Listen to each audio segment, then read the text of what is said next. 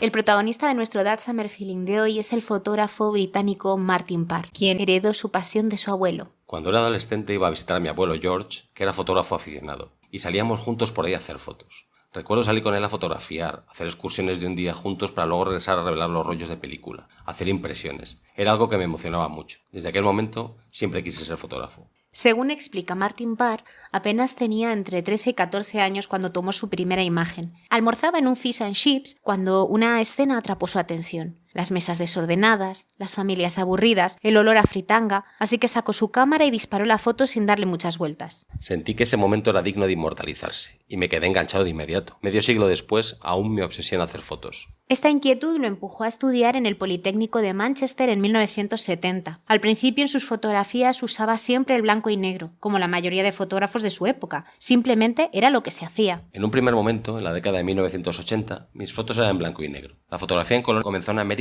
en algún momento antes de que se hiciera popular en Europa. Así fue. En 1982, inspirado por la vanguardia estadounidense, cambió de registro, probó el color y nunca miró atrás. Por aquel entonces, en Estados Unidos, figuras como las de Joel Meyerowitz, Stephen Shore o William Eggleston desafiaban los convencionalismos y aquella idea de que la fotografía seria debía ser en blanco y negro. Este movimiento encajó como un guante en el modo en el que Parr entendía la fotografía. Era más fácil encontrar una voz propia trabajando en color, porque era la excepción en la fotografía documental. Martin Parr es también un coleccionista incansable. Sí. Me encanta coleccionar. La fotografía es una forma de coleccionar también, para tratar de dar sentido al mundo en el que vivimos. Acumulamos imágenes. Tengo ese gen, no puedo evitarlo. Mi colección se centra en diversas áreas. Las tarjetas postales fue de lo primero que empecé a coleccionar. Este campo está directamente relacionado con mi propia obra fotográfica y con mi evolución del blanco y negro al color. A principios de los 80 descubrí las tarjetas postales de John Hinde. Su brillante color saturado me impactó mucho. Así, llegué al color a partir de mi colección de postales. Una vez que comencé a fotografiar en color, nunca volví al blanco y negro.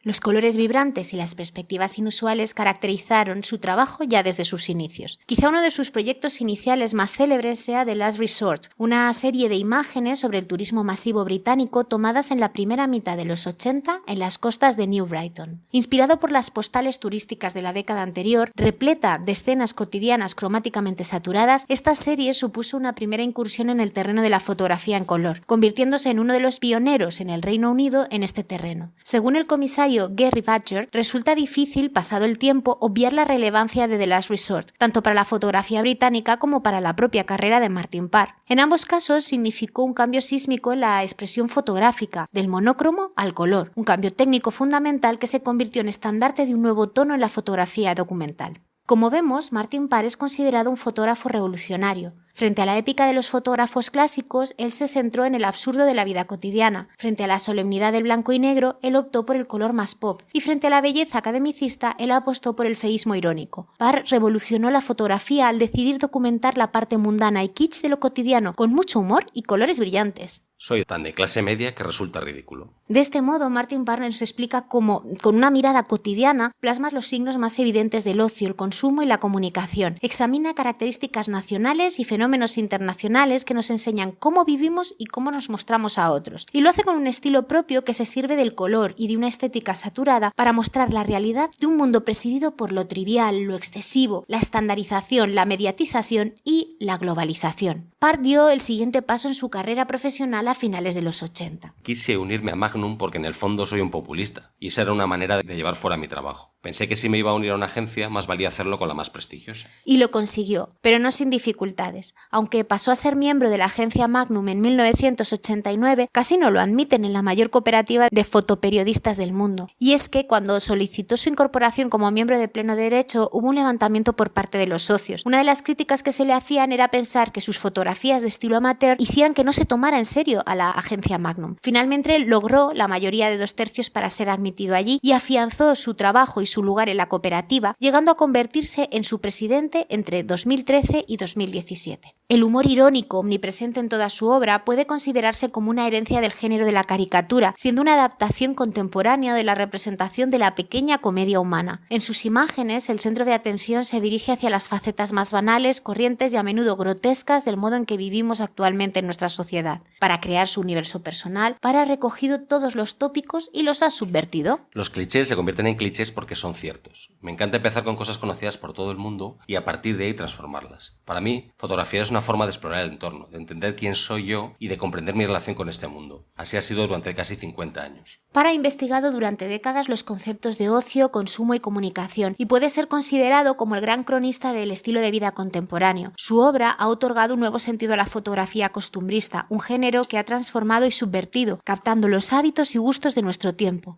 el modo de vestir, de alimentarse, de disfrutar del ocio, de viajar, de hacer turismo o de socializar. Me interesa la sociedad consumista, ver hacia dónde vamos. No soporto la nostalgia. En mis fotos me gusta crear ficciones de la realidad. Trato de hacerlo tomando los prejuicios naturales de la sociedad y dándoles la vuelta.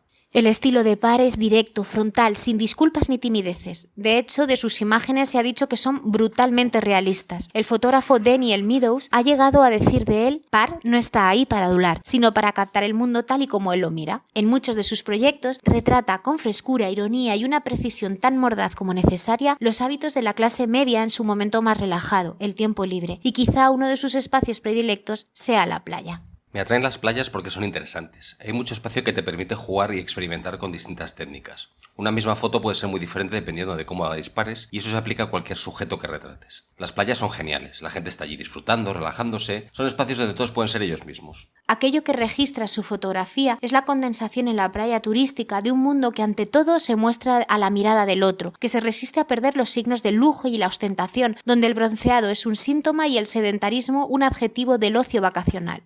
En realidad son espacios que, al planificar su visita, imaginamos vacíos, pero cuando vamos son lugares masificados y pueden ser una pesadilla. A finales de los 90, uno de los lugares que Martin Parr eligió para retratar el turismo contemporáneo fueron las playas de Benidorm, en España. Pese a que la actividad turística en Benidorm había empezado en la segunda mitad del siglo XIX, propiciada por las teorías higienistas, el origen de su fama internacional y su masificación lo encontramos a principios de los años 50, en relación a uno de los alcaldes más recordados de la ciudad, Pedro Zaragoza. Como primera medida importante para modernizar desde el ayuntamiento su ciudad natal, Zaragoza quería convertir a Benidorm en un destino vacacional deseable para los turistas extranjeros. Para ello, quizás su medida más polémica fue la de permitir el uso del bikini en sus playas, a pesar de ser una prenda tabú para la dictadura franquista. De hecho, por tomar esta decisión, Pedro Zaragoza fue denunciado por la Guardia Civil y casi fue excomulgado por parte del arzobispo de Valencia. Pero ante esta situación, Zaragoza actuó con rapidez y decidió pedir audiencia en el Pardo para entrevistarse directamente con el general Francisco Franco. Cuenta la leyenda que para hacerlo viajó en Vespa desde Alicante a Madrid y una vez allí le solicitó el permiso al dictador para poder mantener el uso del bikini en la localidad y así poder abrir su ciudad al turismo internacional. A partir de entonces, pescadores, amas de casa y otros miembros de la clase obrera benidormina empiezan a abrir modestos hoteles para acoger a los turistas que empezaban a veranear por la zona. Poco a poco, Benidorm irá recibiendo un mayor número de visitantes hasta convertirse en la capital del turismo de Levante. Muchos años más tarde, ya en el 97, Martin Parr llega a esta ciudad y empieza a retratar la realidad cotidiana de sus playas, sobre todo a partir del mes de septiembre, pues en aquellos años, como explica Susie Parr, la demografía de la playa de septiembre es clara. Las personas mayores, de 70, 80 y 90 años, se congregan en decenas de miles en la arena. La mayoría llega bien equipada para pasar un día en la playa, instalándose con sillas y sombrillas, periódicos y crucigramas. A la orilla del agua, a lo largo de toda la longitud de las dos playas principales de Benidorm, una franja de arena dura